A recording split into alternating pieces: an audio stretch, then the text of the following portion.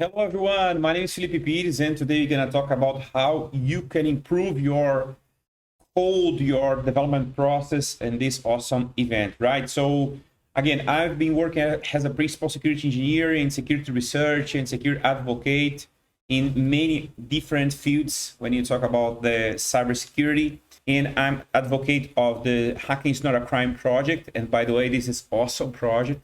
The idea behind of this project is to talk more about this concept calling hacking, right? Because hacking is really not a crime. When you talk about the crime, we talk about the cyber criminal. When you talk about the exploitation, the ransomware, it's about the cyber criminal, right? It's not a hacker. Hacker, it's a lifestyle, how you can looking for some software, how you can use your creative mind. This is concept behind of the hacker, right? By the way, this is my homepage, philipepires.com. You can find more information about me and about my talks in English, in Portuguese, and Spanish, by the way, and other information I will show you during these conversations. I'm a Red Team Village contributor, so I'm a part of this community in the US. It's a very nice community. Then we talk about the Red Team. And in this case, it's offensive security. So how we can looking for some applications, how you can, exchange acknowledgement in this specific community, right? And I'm a part of the staff team, I'm a coordinate team and the DEFCON group here in São Paulo. And by the way, I'm talking from Brazil in this exactly moment, right?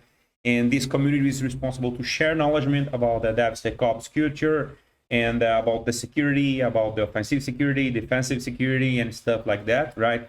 And I've been talking different events around the world, right?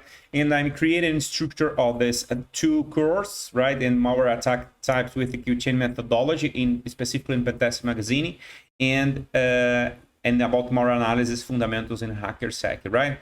And this is my homepage. Once again, here you can click in presentation talks. We can find more than one talks and different topics related to cybersecurity. And some articles that have been published in Pentest magazine, in Hack9, in a Forensic magazine, and other magazine around the world, right? So this is, today we're gonna talk about the DevSecOps, right? And this is event specifically about DevSecOps. And I would like to show this specific article just to putting all those people in the same page. Of course, I will talk more about the some open source tools, very, very nice, that I would like to recommend you to test in your environment. But I think it's very important to clarify this concept, right? This different concept. And I found this specific article on the internet just to show you. I think probably you know about that, but just to clarify the difference between, to put all those people on the same page, right? So basically, what is exactly SAST? SAST is basically Statistical Application Security Tools. Basically is a white box testing when you see for some code and you can see how this code works, and you can run some scanning inside of this code, and you can find different, for example, vulnerable code inside of that, right? So this is approach when you talk about the SAST. When you talk about the DAST, is another approach, is dynamic application security testing. Basically, it's a black box. So after the commit of your applications, you have the endpoint, the URL, publish it, right? And you can run basically the scanning within this specific URL to find some possible vulnerability. Or after you commit your code, you create some, for example, a container, you can run inside of that and you can find some possible vulnerability inside of that.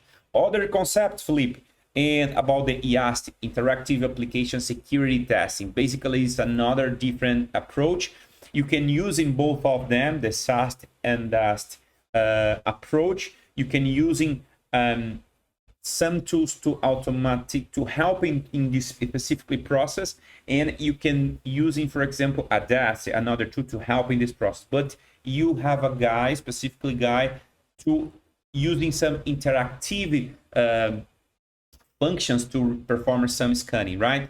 And another approach is about the RASP. It's a runtime application security testing.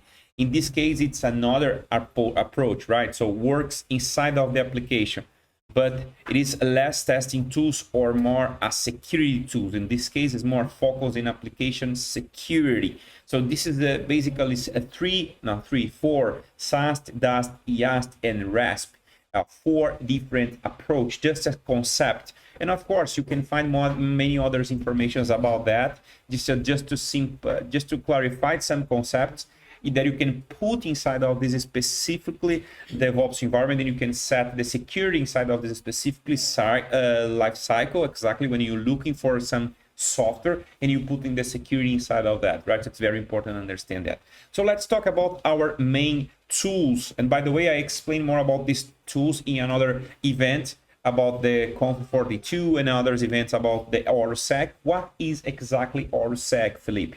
ORSEC is basically is an open source tool responsible to perform some statistical analysis to identify security flaws during the development process. This is very important you understand that about all those development process, basically, right? And this is very interesting because you don't have the limit to work specifically program language. You work with a specifically development process. You can use the different tools like, for example, Terraform or Typescript or Kubernetes. It's a different, not only a program language, but you can use in different tools to analyze the security codes, right? You have a different approach. Basically, you can click here in documentations or other to understand more about this specific documentation. Let me explain about this link here in community, right? If you click here in community, you can open here in open forum. Basically, you have here the ORSEC in English. You can click here and you have here the opportunity to exchange informations with the community about your doubts that you have when you try using this. You have the specific team inside of the Zup Innovation responsible for this specific open source. Basically, Zup Innovation is the company responsible to maintain these specifically tools, right? And you have here the forum.zup.com.br, right? Of course, it's a BR. BR, it's Brazil, okay? Brazil, it's a Brazilian company responsible to maintain this specifically project, as you can see here. The GitHub project here, you can click here in to see all those folders inside of this specifically project. And by the way, you can see here the example folders. Let's check here, example folders here. If you click here, you can find here many vulnerable codes to test itself, right? You can executing the scanning inside of this vulnerable code, for example, like a Python, like a Ruby, like a Perl, like a Nginx, or Kotlin or JavaScript or other program language, as you can see here, right? And that's the point here. So that's very important to understand that, okay? And let's continue to explain here about the documentations about the ORSEC, okay? And if you see here, so you can click here in overview. This is the explanation about what is exactly ORSEC and what kind of program language and tools it's available to perform this specifically scanning, right?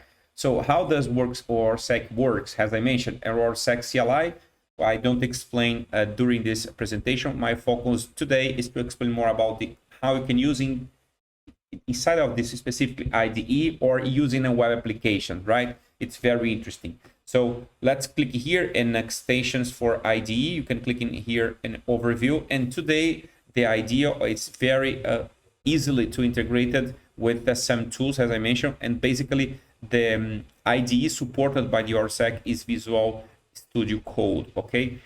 Probably because it's very common, but if you want to using as an extension or a plugin in another text editor, you can open this specifically pull request inside of the GitHub, and you can, maybe the community can request in another different editor text, okay? So that's very interesting. So basically how this works, Philippe, here I have my ORSEC demo here folder.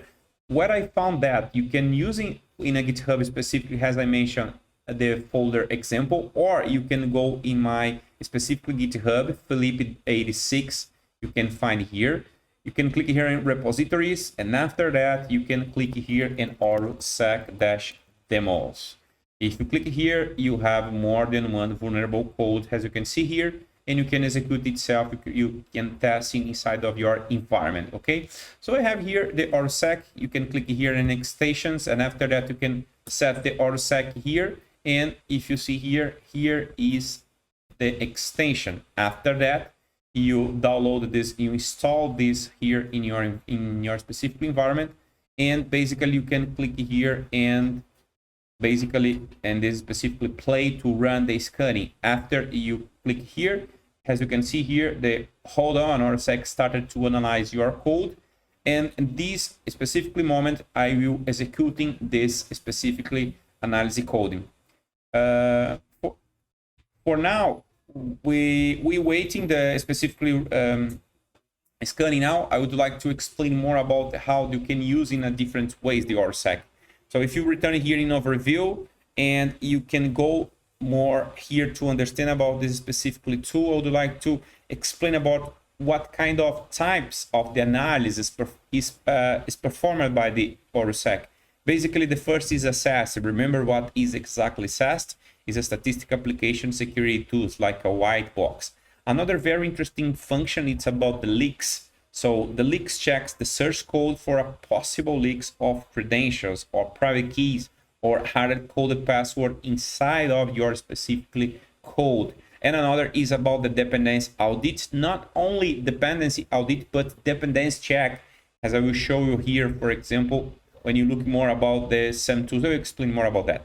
But you can check about the third-party libraries inside of your code. Very, very interesting and very, very useful for you. Another here, as you can see here, you can run it locally and CLI, as I mentioned, inside of CI/CD pipeline using, for example, GitHub Actions, code building, or Azure CI/CD and others, right? So we have another example, and if you click here, and for example, on CLI, you can open here in my case here in CLI and installations, and go more here. You have different binaries, as you can see here, Windows and Linux. But I would like to show you here the possibility to use in a Docker image, as I mentioned, using a pipeline, as I mentioned, right? And using GitHub Actions, AWS Code Builder, you can use in Circle CI, Jenkins in your CI/CD pipeline, Azure DevOps pipeline, and GitLab CI/CD. Other example, but you don't have time to explain during this specific presentations. But this is the possibility that you exactly place that you can use the ORSEC in another way, right? So let me return here once again in the documentations, by the way, and I'm go to extension as explained. Let's see here about the scanning. Yeah, ORSEC found 4 vulnerabilities were found, as you can see here. So if I go to this specific folder in the JavaScript, as you can see here, you can go here and can click it in the specifically vulnerable code. So if you put here the mouse above the code, you can see here the explanation. So JavaScript ORSEC engine, as you can see here, is the engine responsible to detect this specifically vulnerable code. In this case, the explanation is the insecure random number. And by the way, take a look that this is very, very nice reference. So if you can click here and copy this specifically code. So let me copy here, and you can open here in another browser. Let me pass here and take a look that this is information very, very useful that you can use. In this case, this is the vulnerability using of insufficiently random value. This is the main CWE. In this case, it's acronym of the Common Weakness Enumeration. Very interesting and useful information about the secure. Remember, we're gonna talk about the DevSecOps culture, but in this specifically time, we talk about the secure. So you can see here about the more information about this source, right? And here is the explanation of this specifically vulnerability. And as you can see here, you can see others parent of this specifically vulnerability. I mean, another different vulnerability associated of this specifically, and this is the main vulnerability in this case, and this specifically code. And if you see here, this is the line of the code vulnerable, very useful and very interesting, because you can see here the line. So if you are a developer, you can work in this specifically line to make some adjustments or some adaptations of this specific code. And in this case, it's another vulnerable code here. So if you see in this case, it's another vulnerability, as you can see. In this case, it's 78. Let me copy here and I will paste in another browser, in the same browser actually. But if you see here, let's check about what is exactly the vulnerability in this case. It's in a 7.8. So it's an improper neutralizations of a special elements used in an EOS command. So maybe the attacker can use in the EOS command injection. So this is the possible vulnerability. In this case, as you can see, the attacker can use in the ls-l, so they can list the information inside of this specifically path. So it's a vulnerable code. So you need to treat that. So another point is, if you see here, let's check, it's a ORUS-sec engine. But in this case, and this specifically vulnerability, as you can see, take a look at, in this case, they using the GoSec engines. Very, very interesting, because as you can see here, it's almost a framework, because you have more than one engine or engine inside of this specifically tool. And in this case, there's the engine identify this specifically vulnerability using a weak cryptography primitive. So that's very interesting, because they're using here the GoSec and different engine from these specifically tools. Very, very, very nice and very, very useful. Okay, so let's go to another very interesting information that you can collect from the ORUS-sec. Let's click here in web applications, right? You can click here in overview. Basically, the web applications is an extension of the CLI functions in order to manage the vulnerabilities found and shore them. That's very interesting, because you can work, of course, is with a multi-tenancy functionality. You can use it, for example, to access control. You have a more visions, and it's more maybe a tech lead visions or manager vision, because you can see how many vulnerabilities you have inside the different squad or different teams, right? And you can divide for a repository. It's very, very, very nice, right? Let me click here in installing. You can use it, for example, with the Helm, with an operator. I will use in this case with the Docker Compose. So basically, what is exactly Docker Compose? You have here the configuration, some informations. You can click here to see the requirement, basically, right? To see if you have all those environments set. If you're using, for example, General, or using Helm, or using Docker. I will use in Docker. So basically, I just need to have the Docker Compose and the Docker. Okay. Basically, I already installed it in my environment. So let me clone it here to see. Let's put it here in live now. So cross your fingers and let's see what happened now. So let me pass here. Let me click here and cloning the repository. And once again, we have here the ORUS-sec platform dash platform action. So let's go to ORUS-sec and platform. And okay, so I install. Let's go to the next steps. Clicking in cd ORUS-sec platform. It's okay running the command make install. So cross your fingers. Let's see here, make install, and I think it's something are happen. Okay, I'm installing, not setting the API. So here, as you can see, all those environment. So webhooks, authentications process, endpoint vulnerability, and is starting many different process. As you can see here, the ORUS-sec API, analytics, webhook, vulnerabilities, authentication, messenger, manager, API, core. So many different Docker informations inside of that. Oh, I probably already had, yeah, stopping because I need to finish it and removing, and I'm installing once again, as you can see here, the new version. Okay, so downloading all those process, pulling, installing the Dockers, many different Docker, as you can see here, the last version of the API, all those processes in the specific installations process. Okay, and that's the point here. So let's return here. So after step is access this specific URL. Let me copy here.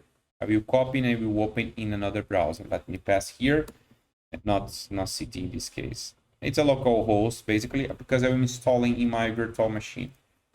In my specific virtual machine, I'm waiting. Although I'm waiting because of that doesn't work. So ORUS-sec PostgreSQL, all those process created, the pull request, the pull complete. So I need to waiting for that. So yeah, we need to waiting downloading process. As you can see here, it's totally live, as you can see here. And let's check here once again. Yeah, so the service it's running. So some services running, but let's check here. yeah, I need to waiting because not finished the process, not completed yet. So let's check here. So 100 megabytes. So waiting. Let's check here the authentication. So you can use in, for example, as SO single sign-on, for example, you can use in that, no problem if you want. So this is the ORSEC manager. Yeah, it happened because it's not finished yet. Because of that, we need to wait about that. So very, very interesting. So by the way, this is the okay, so let's go to the documentation once again. I would like to explain another very interesting point. Remember, this is just a POC for a POC, right? And by the way, let's go to install with the Docker Compose. And we have here the default information, as you can see, in this case, in this test, okay? So this is the email, right? And this is the password, but just remember, only for test, only for POC. So let's check here. So probably I have some problem here. So let's check. I received the error. Let me try once again. Probably let's check here if it works or not. So one sec. Let's try. Okay, it works. So let me pass here the example and let me go to the specifically password.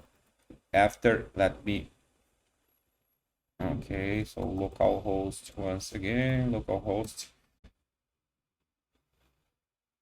Okay, let's go to the information dev. The dev add example on, and let me pass here the full password, okay, and click and sync. I have here another repository, but basically we have here, I can add, for example, a workspace. Let's put here, for example, dev sec ops. Let me copy and paste here. This is only one. This is basically the new workspace. I can save here and I can select that. So after that, I can, let's check here, the repositories and settings. Home. So, okay, let's return here, select. I need to add the repositories to proceed. Let me add the repository, DevSecOps. So remember, you can describe that, save, and I can go to it's created this specifically environment. Let me click in overview. And now I have here the informations about this specifically environment, okay? And I have here the vulnerability. I need to have the tokens and users and webhooks and so on, okay? And I here the possibility to export something. Let me click here in tokens. And by the way, I don't have any tokens yet. I will add a specifically token. I will put in here the descriptions, basically the DevSecOps. I can see here what time I would like to expose this specifically password, but I don't put in here in this specifically moment. I will click here and save and pay attention. Congratulations, the token was being created. So with token, you access, analyze the context, save in a safe place, okay? So I will copy this, and now I can use in here, for example, let me return in once again. I can go to my specifically Java folder here, as you can see, and I will executing my ORSEC CLI here. And of course, don't have a time to explain all those steps about the ORSEC start dash A, and I will put here basically my token. Maybe you are thinking, Felipe, how I can executing the ORSEC? This is the good point here. Again, we don't have a time, but basically this is the command to start the CLI, and -A is to set the token to authentication process. I click enter here, as you can see, and after that I will perform this scanning and this specifically folder, okay, and this specifically directory. And how, as I put here this token, remember that this is the token here responsible for this specifically project, and I can click here in the actions and I can delete that, okay? And after that, I executing that. After this scanning performed, I will send all those informations vulnerable inside of this specifically code for this specifically manager console. Remember that In this case, I'm just using this and one specifically project, one specifically directory. But let's suppose that you have more than one team to work. So you can manage that. You can see more about how many vulnerabilities you can find in different projects, right? In different teams. And let's suppose they have different programming language. You can work in a different way because you can create, for example, a training with how you can work with a development, a safe, right, or secure development process. You can improve with the specific programming language like a Java, like Python, like a Ruby, or another different programming language, right? And that's very interesting. So another point is when you perform this specifically using IDE, you can set the same -a to send all those information. If you're using, for example, as you can see here in the documentation, using, for example, a CLI, but using, for example, a pipeline, let me go through here, for example, and specifically GitHub Actions. You can set here the crawl to install the tools using the autosec, start to execute the CLI, -path to see the specifically path, right? -a and -true if you have some vulnerability, and after that you can put here the -a to set the token, and after that setting the API, the endpoint to the manager to receive these specifically informations, right?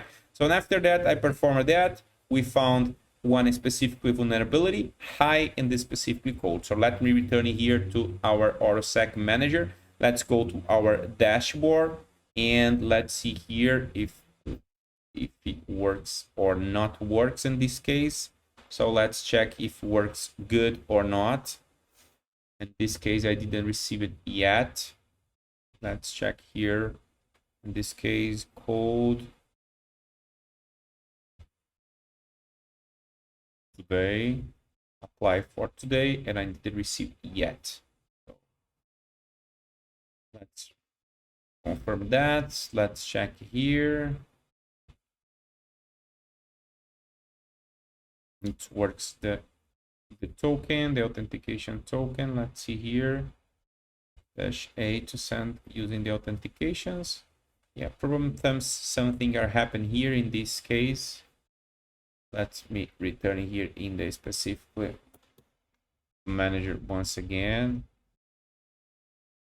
Repository. Let me go to the overview. And yeah, I didn't receive yet, so probably they can send some adjustments inside of these tools.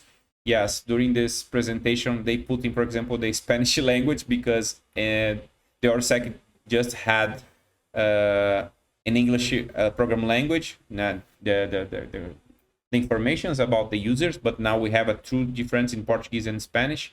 So they put in some improvements during this presentation. So let me return here to the ORSEC demo just to see if we have here some logs, just to show you. Here's some logs that I would like to present to you basically. As you can see here, this is the important information. So if you see here, there are 5 specific vulnerabilities, high, medium, and low. As you can see, for developer and for specifically program language, as you can see here, in this case is Go, Java, and Javascript. And as you can see here is the vulnerability. So how you can treat that. If it's vulnerability, if it is, for example, risk accept or false positive of or if it's a correct that, for example. So this is basically the improvement that you can manage all those vulnerabilities found in this specifically code, right? So this is the information that you can see.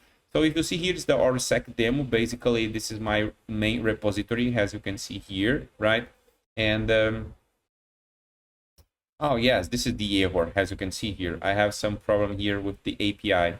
So because of that, I didn't receive. Yeah. Yeah. I probably have some blocks inside of my environment, and we don't have to improve this now. But basically, this is the information that I would like to show in this specifically ORSEC manager, right? As you can see here, all those vulnerabilities inside of this specifically code. Yeah. And okay, in this moment, I finish here my presentations. I don't know if you have any questions. So please, if you have any question, let me know. Once again, you can manage different tokens, different users, different developers. You can improve your development process. That is the idea behind of that. So once again, thanks so much for being here with me. And if you have any question, please let me know.